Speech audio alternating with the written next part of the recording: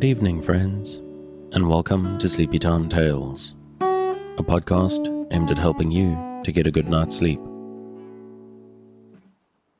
Do you find your mind plagued with the stresses of modern life, especially when the lights are out and you're trying to get a restful night?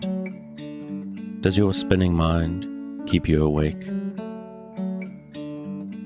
Follow my voice down the path towards a good night's rest. Listen to me tell a story that will keep your mind from wandering to your daytime problems, the ones you can't solve right now, and will be easier to solve well rested. Listen to my voice and allow yourself to drift, following the twists and turns of the story, but slowly letting go, and drifting into sleep. Before we get on with the show, I need to take a minute to thank everyone who's been listening to the show since it started back in 2019. The thousands of people who have listened, shared, and supported the show in many wonderful ways. The podcast is still around, thanks to you. If you'd like to support Sleepy Time Tales to help me to keep it ad-free and going out to thousands of insomniacs just like you, please consider supporting it on Patreon at patreon.com/sleepytimetales. This is a monthly support that not only helps me keep the lights on, but you can also get you fun bonuses based on how much you contribute, and the goal-based bonuses that go out to all listeners when we reach those goals. If monthly seems like a big ask, then you can make once-off tips through buymeacoffee.com/sleepytimetales, or go to the tip jar on the website. I've also got some merchandise up on the Redbubble store, which you can reach through the show notes or via the website at sleepytimetales.net. So if you'd like some stickers or a coffee mug or a travel mug or a t-shirt, something like that, there's some fun options there. But another huge way to help the show is simply to spread the word. I don't even know how I would advertise Sleepy Time Tales effectively to reach the people it would help. So the best way is for you, the listener, someone who's helped, to help me to reach somebody else. There are a lot of people out there who are struggling to sleep. So if someone you know is cranky and listless thanks to their struggles, just tell them about Sleepy Time Tales. If you tell people on social media, make sure to tag me in at Sleepy Time Tales on Instagram or Twitter, so I can see and I can thank you. And last but not least, of course, is a shout out to the music, which is Sweet Night and Friends by Kumiku. The music is available on their website at loyaltyfreakmusic.com. So what exactly is Sleepy Time Tales? What is it for? What is this strange idea, this podcast that you're supposed to fall asleep to? But in the 21st century, lack of sleep is a health crisis, and this is a podcast that is intended to help those that it can to get a restful night. Do you find yourself lying awake at night, mind spinning and emotions in turmoil with anxieties of 21st century life? Do you wake up in the middle of the night and find yourself not quite able to doze back off at 3 a.m.? I'm here to help. My name is Dave, and I'm your narrator, here to help you into a restful night.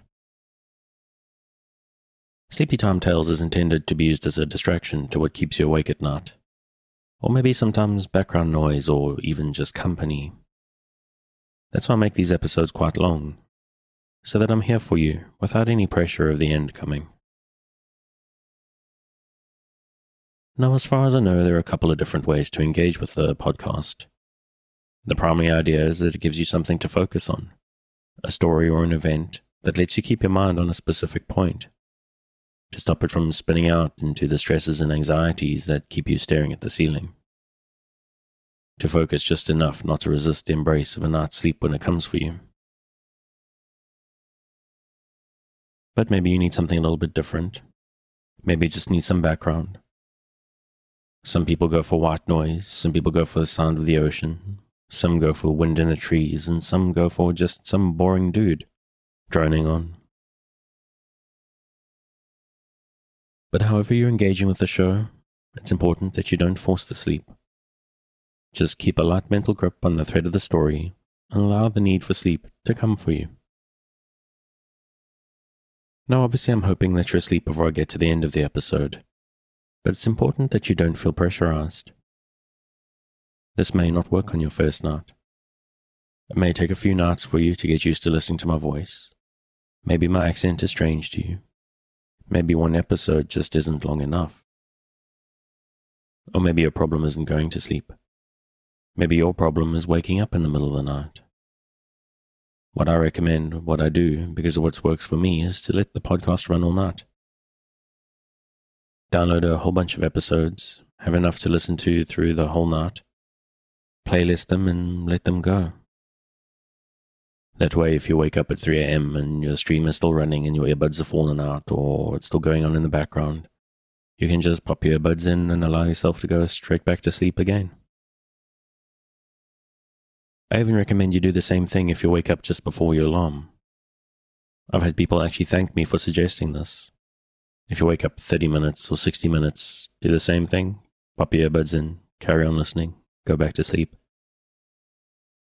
Because there's something about allowing yourself to relax completely right before the alarm that is satisfying on a whole new, deep level. But it's very important that you try to relax. If you're new to the show and prone to late nights lying staring at the ceiling, this may seem strange to you, so give it a chance. Because I'm here to work with you, to create a safe space, a cocoon in which you can curl up and allow nature to take its course. So if you're still with me, thank you for staying. If you're already asleep, we'll chat again soon. And of course you aren't hearing me, except maybe in a dream.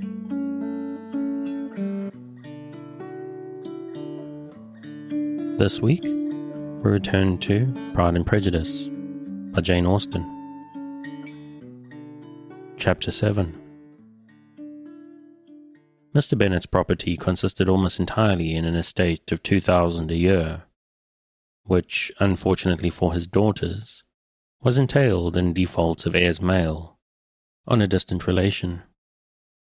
And the mother's fortune, though ample for her situation in life, could but ill supply the deficiency of his. Her father had been an eternity in Meryton, and had left her £4,000. She had a sister married to a Mr. Phillips, who had been a clerk to their father, and succeeded him in the business, and a brother settled in London, in a respectable line of trade. The village of Longbourn was only 1 mile from Meryton, a most convenient distance for the young ladies, who were usually tempted thither 3 or 4 times a week, to pay their duty to their aunt and to a milliner's shop just over the way. The 2 youngest of the family, Catherine and Lydia, were particularly frequent in these attentions. Their minds were more vacant than their sisters', and when nothing better offered, a walk to Meryton was necessary to amuse their morning hours, and furnish conversation for the evening. And however bare of news the country in general might be, they always contrived to learn some from their aunt. At present, indeed, they were well supplied both with news and happiness by the recent arrival of a militia regiment in the neighbourhood. It was to remain the whole winter, and Meryton was the headquarters. Their visits to Mrs. Phillips were now productive of the most interesting intelligence.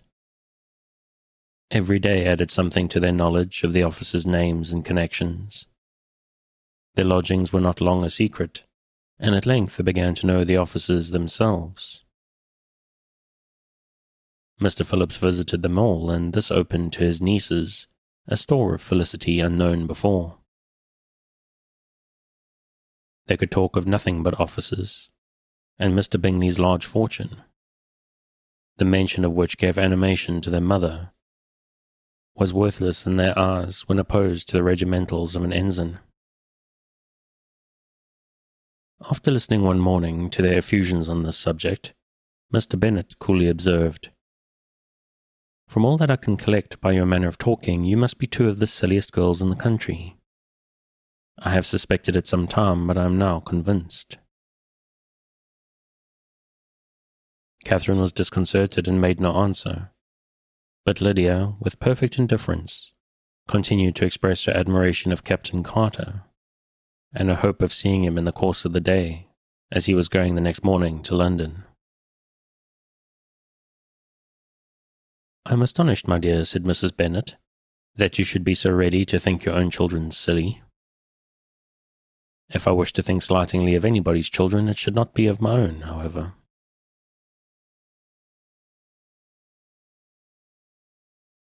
"If my children are silly, I must hope to always be sensible of it." "Yes, but as it happens, they are all of them very clever." "This is the only point, I flatter myself, on which we do not agree. I had hoped that our sentiments coincided in every particular, but I must so far differ from you as to think our two youngest daughters uncommonly foolish." "My dear Mr. Bennet, you must not expect such girls to have the sense of their father and mother. When they get to our age, I dare say they will not think about officers any more than we do. I remember the time when I liked to redcoat myself very well, and indeed, so I do still at my heart.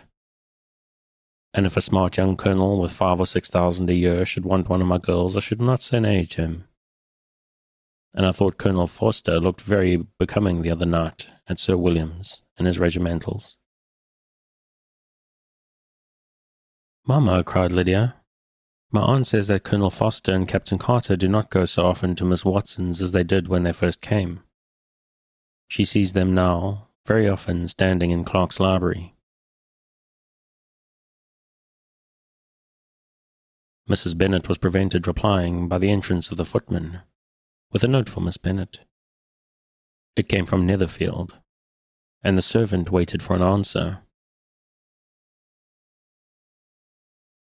Mrs. Bennet's eyes sparkled with pleasure, and she was eagerly calling out while her daughter read. "Well, Jane, who is it from? What is it about? What does it say? Well, Jane, make haste, and tell us. Make haste, my love." "It is from Miss Bingley," said Jane, and then read it aloud. "My dear friend, if you are not so compassionate as to dine today with Louisa and me, we shall be in danger of hating each other for the rest of our lives, for a whole day's tete-a-tete between two women can never end without a quarrel. Come as soon as you can on receipt of this. My brother and the gentlemen are to dine with the officers. Yours ever, Caroline Bingley." "With the officers?" cried Lydia. "I wonder my aunt did not tell us of that." "Dining out," said Mrs. Bennet. "That is very unlucky." "Can I have the carriage?" said Jane. "No, my dear, you had better go on horseback, because it seems likely to rain, and then you must stay all night." "That would be a good scheme," said Elizabeth, "if you were sure that they would not offer to send her home." "Oh, but the gentlemen will have Mr. Bingley's chaise to go to Meryton, and the Hursts have no horses to theirs.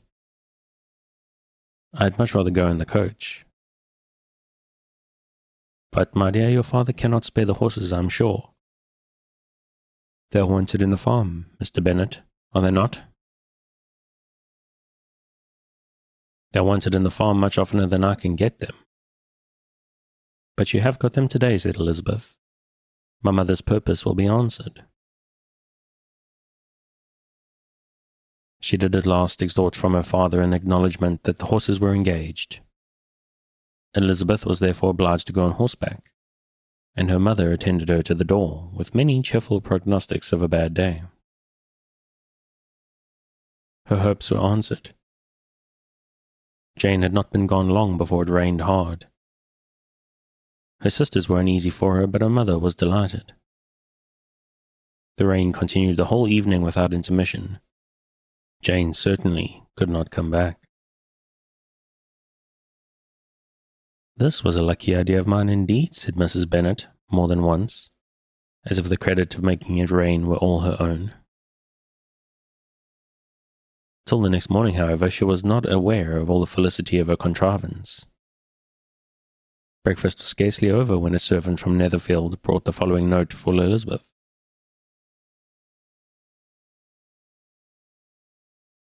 My dearest Lizzie, I find myself very unwell this morning, which I suppose is to be imputed to my getting wet through yesterday. My kind friends will not hear of my returning till I am better. They insist also on my seeing Mr. Jones. Therefore do not be alarmed if you should hear of his having been to me, and excepting a sore throat and headache, there is not much the matter with me. Yours, etc. Well, my dear, said Mr. Bennet, when Elizabeth had read the note aloud, if your daughter should have a dangerous fit of illness, if she should die, it would be a comfort to know that it was all in pursuit of Mr. Bingley and under your orders. Oh, I'm not afraid of her dying. People do not die of trifling little colds. She will be taken good care of. As long as she stays there, it is all very well. I would go and see her if I could have the carriage. Elizabeth, feeling really anxious, was determined to go to her, though the carriage was not to be had, and as she was no horsewoman, walking was her only alternative. She declared her resolution. How can you be so silly, cried her mother, as to think of such a thing in all this dirt? You will not be fit to be seen when you get there. I shall be very fit to see Jane, which is all I want. Is this a hint to me, Lizzie, said her father, to send for the horses? No, indeed, I do not wish to avoid the walk. The distance is nothing when one has a motive. Only 3 miles. I shall be back by dinner. I admire the activity of your benevolence, observed Mary, but every impulse of feeling should be guided by reason, and in my opinion, exertion should always be in proportion to what is required. We will go as far as Meryton with you, said Catherine and Lydia. Elizabeth accepted their company, and the 3 young ladies set off together. If we make haste, said Lydia, as they walked along, perhaps we may see something of Captain Carter before he goes. In Meryton they parted. The 2 youngest repaired to the lodgings of one of the officers' wives, and Elizabeth continued her walk alone, across field after field at a quick pace, jumping over stiles and springing over puddles with impatient activity, and finding herself at last within view of the house, with weary ankles, dirty stockings, and a face glowing with the warmth of exercise. She was shown into the breakfast parlour, where all but Jane were assembled, and where her appearance created a great deal of surprise. That she should have walked 3 miles so early in the day, in such dirty weather and by herself, was almost incredible to Mrs. Hurst and Miss Bingley, and Elizabeth was convinced that they held her in contempt for it. She was received, however, very politely by them, and in their brother's manners there was something better than politeness. There was good humour and kindness. Mr. Darcy said very little, and Mr. Hurst nothing at all. The former was divided between admiration of the brilliancy which exercise had given to her complexion, and doubt as to the occasions justifying her coming so far alone. The latter was thinking only of his breakfast.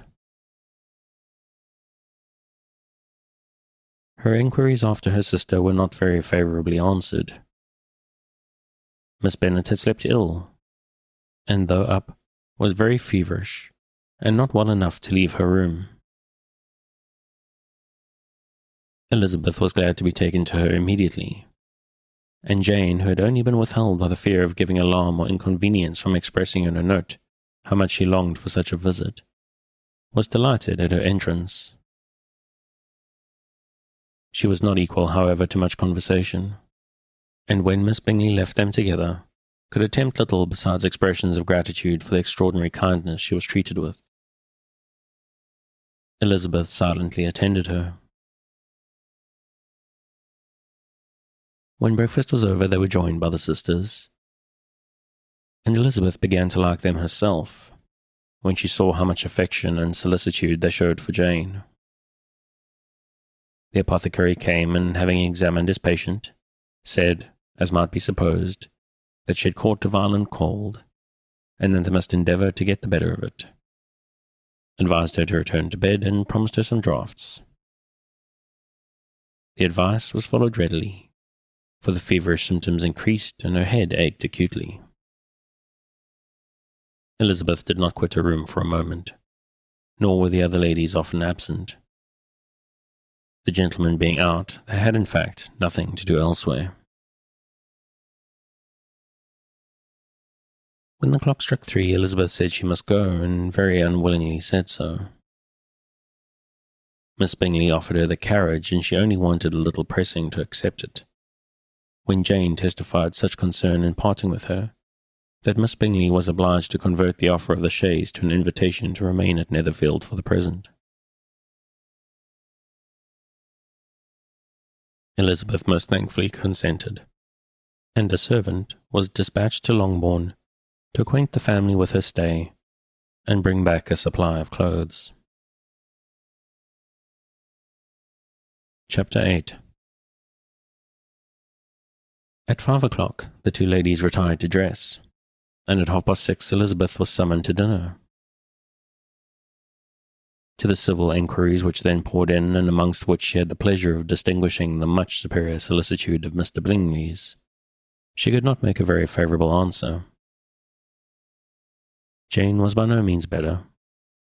The sisters, on hearing this, repeated 3 or 4 times how much they were grieved, how shocking it was to have a bad cold, and how excessively they disliked being ill themselves. And then thought no more of the matter, and their indifference towards Jane, when not immediately before them, restored Elizabeth to the enjoyment of all her former dislike. Their brother, indeed, was the only one of the party whom she could regard with any complacency. His anxiety for Jane was evident, and his attentions to herself most pleasing, and they prevented her feeling herself so much an intruder as she believed she was considered by the others. She had very little notice from any but him.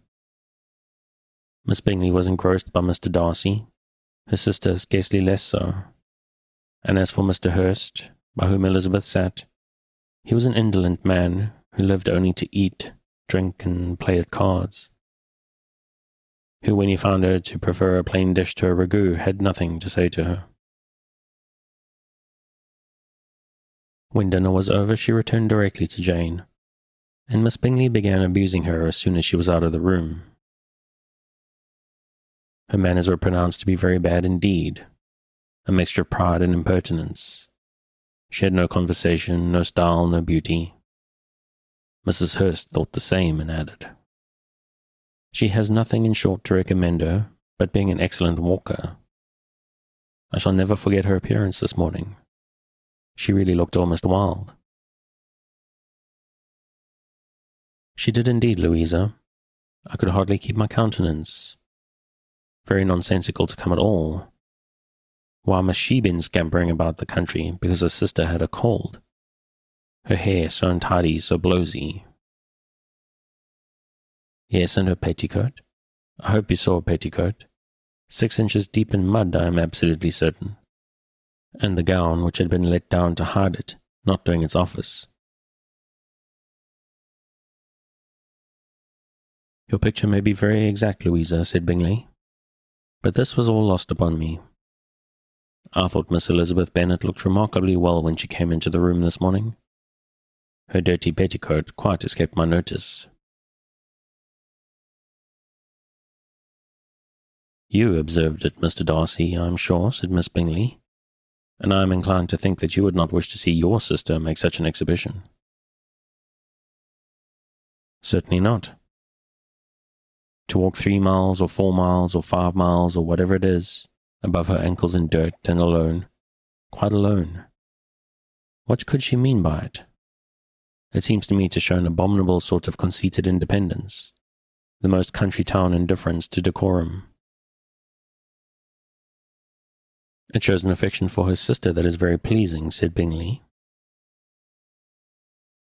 "I'm afraid, Mr. Darcy," observed Miss Bingley in a half-whisper, that this adventure has rather affected your admiration of her fine eyes.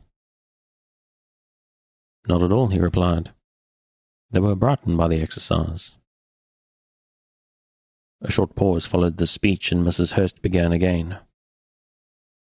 I have an excessive regard for Miss Jane Bennet. She is really a very sweet girl, and I wish with all my heart she were well settled. But with such a father and mother and such low connections, I'm afraid there is no chance of it. I think I've heard you say that their uncle is an attorney in Meryton. Yes, and they have another who lives somewhere near Cheapside.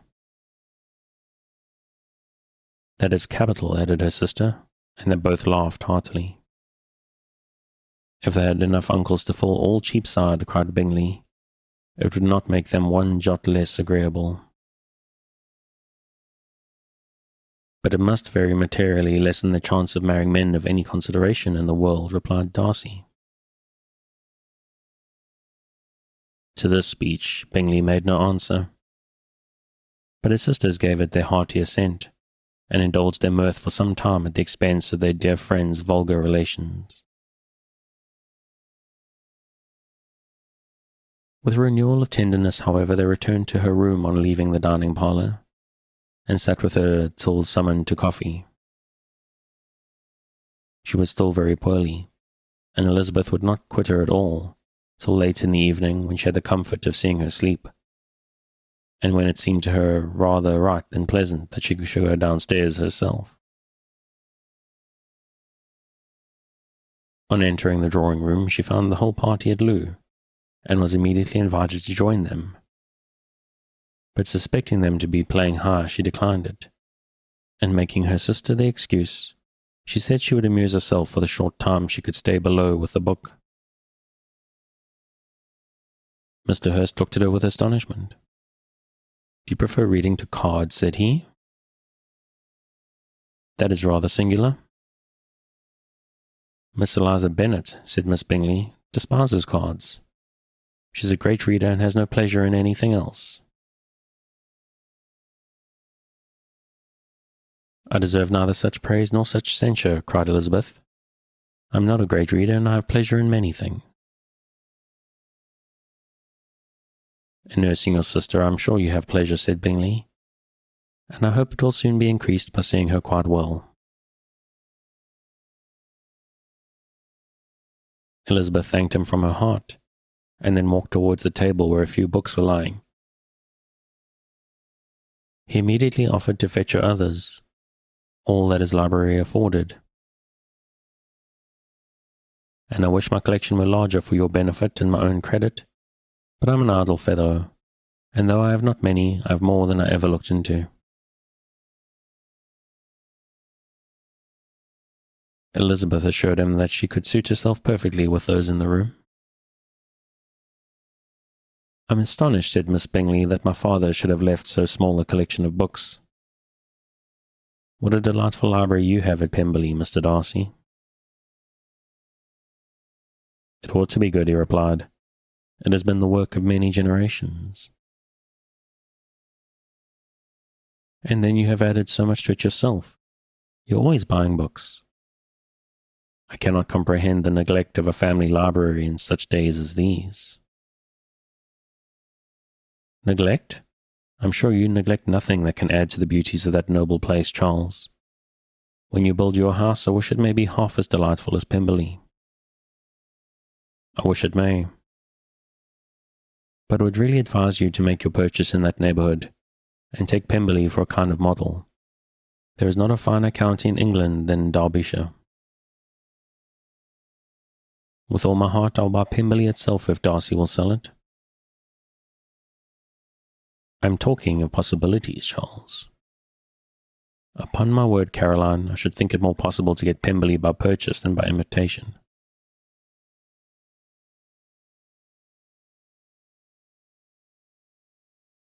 Elizabeth was so much caught with what passed as to leave her very little attention for her book, and soon laying it wholly aside, she drew near the card table, and stationed herself between Mr. Bingley and his eldest sister to observe the game. Is Miss Darcy much grown since the spring? Said Miss Bingley. Will she be as tall as I am? I think she will. She's now about Miss Elizabeth Bennet's height, or rather taller. How I long to see her again. I never met with anybody who delighted me so much. Such a countenance, such manners, and so extremely accomplished for her age.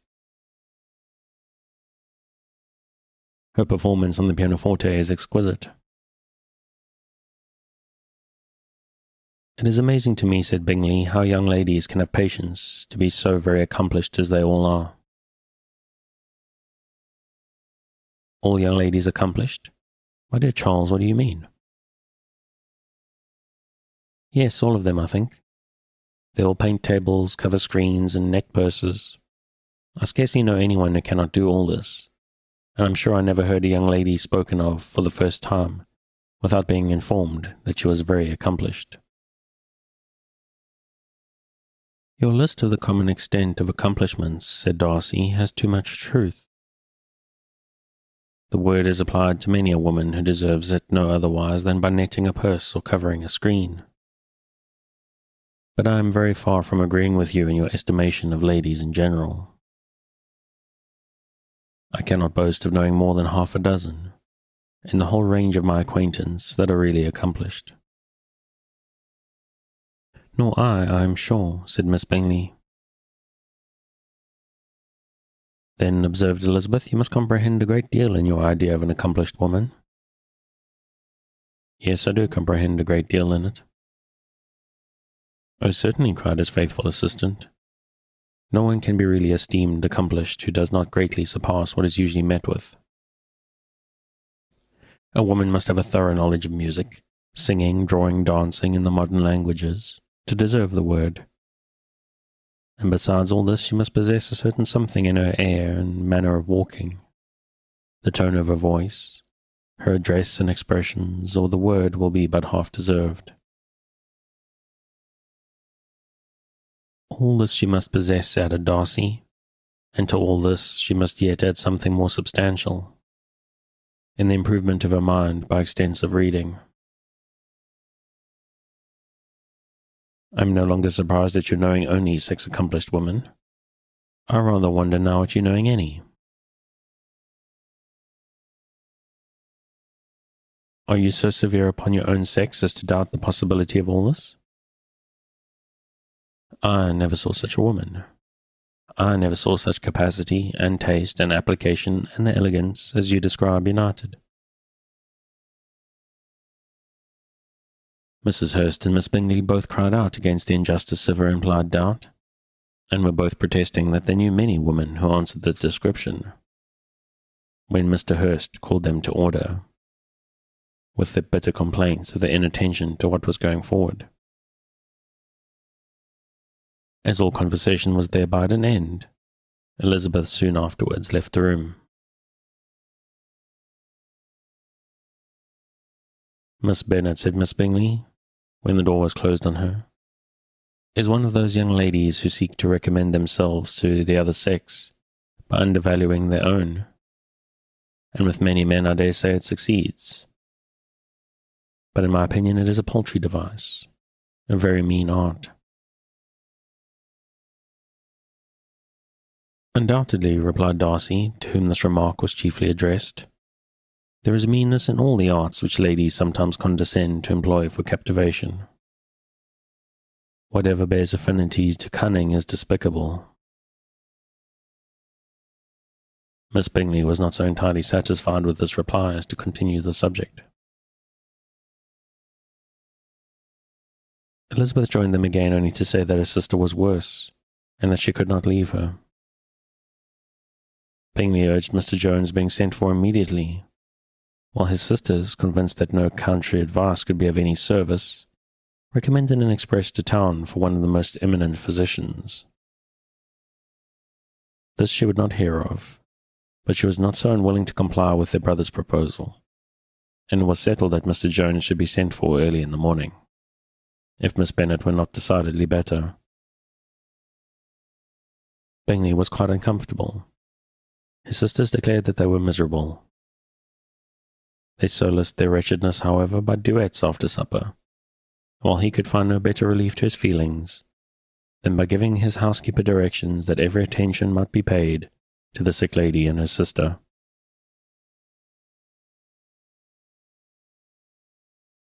Chapter 9. Elizabeth passed the chief of the night in her sister's room, and in the morning had the pleasure of being able to send a tolerable answer to the enquiries which she very early received from Mr. Bingley by a housemaid, and some time afterwards from the two elegant ladies who waited on her sisters. In spite of this amendment, however, she requested to have a note sent to Longbourn, desiring her mother to visit Jane, and form her own judgment of the situation. The note was immediately dispatched, and its contents as quickly complied with. Mrs. Bennet, accompanied by her two youngest girls, reached Netherfield soon after the family breakfast. Had she found Jane in any apparent danger, Mrs. Bennet would have been very miserable. But being satisfied on seeing her that her illness was not alarming, she had no wish of her recovering immediately, as her restoration to health would probably remove her from Netherfield. She would not listen, therefore, to her daughter's proposal of being carried home. Neither did the apothecary, who arrived about the same time, think it at all advisable. After sitting a little while with Jane on Miss Bingley's appearance and invitation, the mother and three daughters all attended her into the breakfast parlour. Bingley met them with hopes that Mrs. Bennet had not found Miss Bennet worse than she expected. "Indeed I have, sir," was her answer. "She's a great deal too ill to be removed. Mr. Jones says we must not think of moving her. We must trespass a little longer on your kindness." "Removed?" cried Bingley. "It must not be thought of. My sister, I'm sure, will not hear of her removal." "You may depend on it, madam," said Miss Bingley, with cold civility, "that Miss Bennet will receive every possible attention while she remains with us." Mrs. Bennet was profuse in her acknowledgments.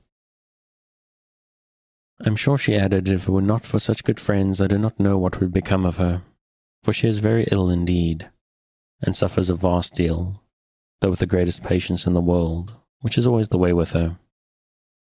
For she has, without exception, the sweetest temper I have ever met with. I often tell my other girls they are nothing to her. You have a sweet room here, Mr. Bingley, and a charming prospect over the gravel walk. I do not know a place in the country that is equal to Netherfield. You will not think of quitting it in a hurry, I hope, though you have but a short lease." "Whatever I do is done in a hurry," replied he, "and therefore, if I should resolve to quit Netherfield, I should probably be off in 5 minutes. At present, however, I consider myself quite fixed here." "That is exactly what I should have supposed of you," said Elizabeth. "You begin to comprehend me, do you?" cried he, turning towards her. "Oh yes, I understand you perfectly." "I wish I might take this for a compliment, but to be so easily seen through, I'm afraid, is pitiful." "That is as it happens. It does not follow that a deep, intricate character is more or less estimable than a one such as yours." "Lizzie," cried her mother, "remember where you are, and do not run on in the wild manner that you are suffered to do at home." "I did not know before," continued Bingley immediately, "that you were a studier of character. It must be an amusing study." "Yes, but intricate characters are the most amusing. They have at least that advantage." "The country," said Darcy, "can in general supply but a few subjects for such a study. In a country neighbourhood you move in a very confined and unvarying society. But people themselves alter so much that there is something new to be observed in them forever." "Yes, indeed," cried Mrs. Bennet, offended by his manner of mentioning a country neighbourhood. "I assure you there is quite as much of that going on in the country as in town." Everybody was surprised, and Darcy, after looking at her for a moment, turned silently away. Mrs. Bennet, who fancied she had gained a complete victory over him, continued her triumph. I cannot see that London has any great advantage over the country, for my part, except the shops and public places. The country is a vast deal pleasanter, is it not, Mr. Bingley? When I am in the country, he replied, I wish never to leave it. And when I am in town, it is pretty much the same. They have each their advantages, and I can be equally happy in either. Aye, that is because you have the right disposition. But that gentleman, looking at Darcy, seemed to think the country was nothing at all. Indeed, mamma, you are mistaken, said Elizabeth, blushing for her mother. You quite mistook Mr. Darcy. He only meant that there was not such a variety of people to be met in the country as in the town, which you must acknowledge to be true. Certainly, my dear, nobody said there were. But as to not meeting with many people in this neighbourhood, I believe there are few neighbourhoods larger. I know we dine with 24 families. Nothing but concern for Elizabeth could enable Bingley to keep his countenance. His sister was less delicate and directed her eyes towards Mr. Darcy with a very expressive smile. Elizabeth, for the sake of saying something that might turn her mother's thoughts, now asked her if Charlotte Lucas had been at Longbourn since her coming away.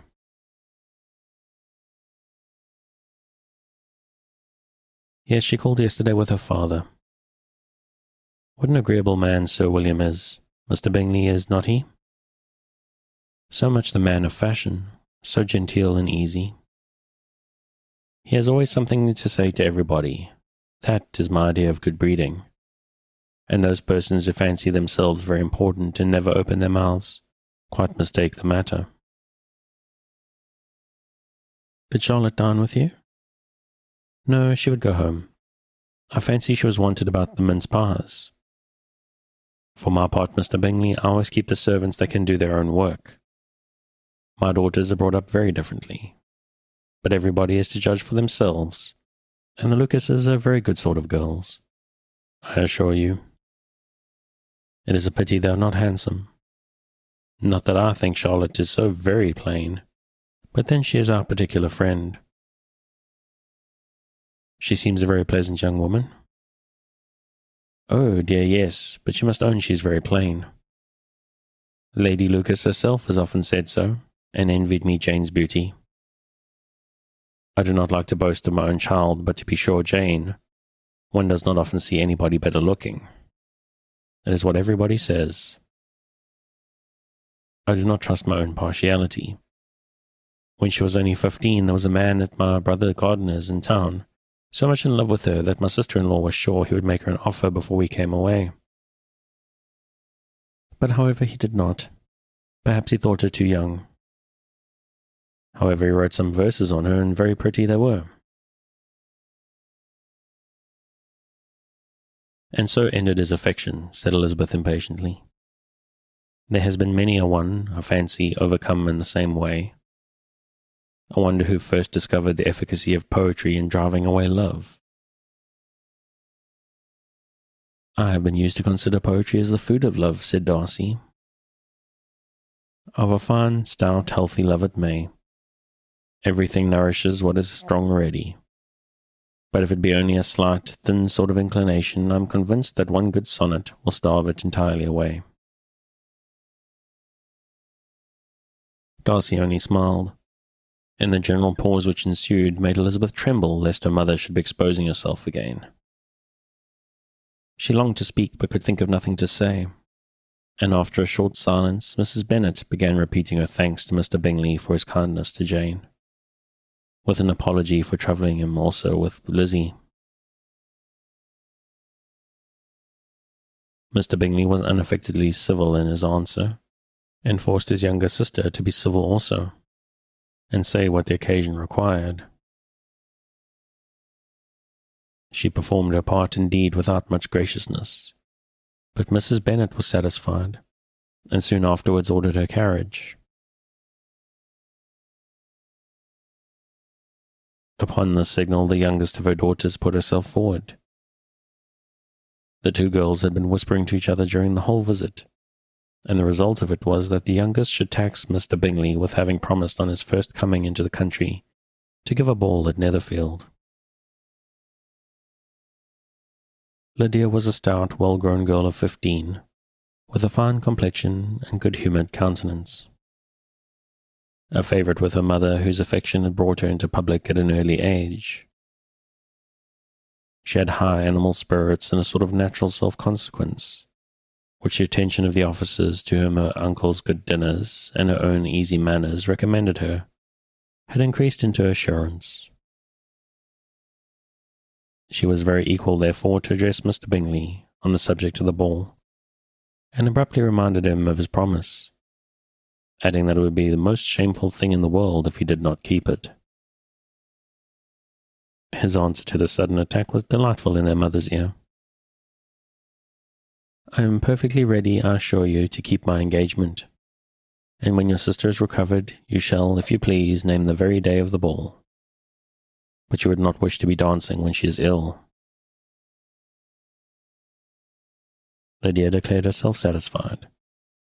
Oh yes, it would be much better to wait until Jane was well, and by that time most likely Captain Carter would be at Meryton again.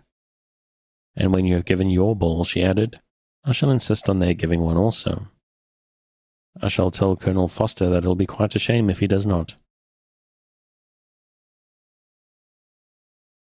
Mrs. Bennet and her daughters then departed, and Elizabeth returned instantly to Jane, leaving her own and her relations' behaviour to the remarks of the two ladies and Mr. Darcy, the latter of whom, however, could not be prevailed on to join in their censure of her, in spite of all Miss Bingley's witticisms on fine eyes.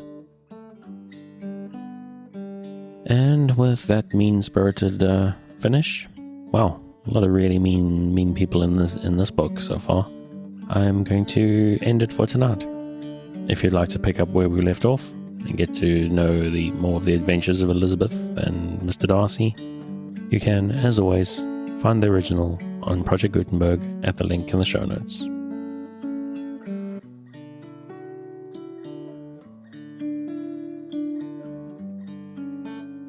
Thanks again for joining me on this episode of Sleepy Time Tales, the podcast designed around a bedtime story to help you to get a restful night.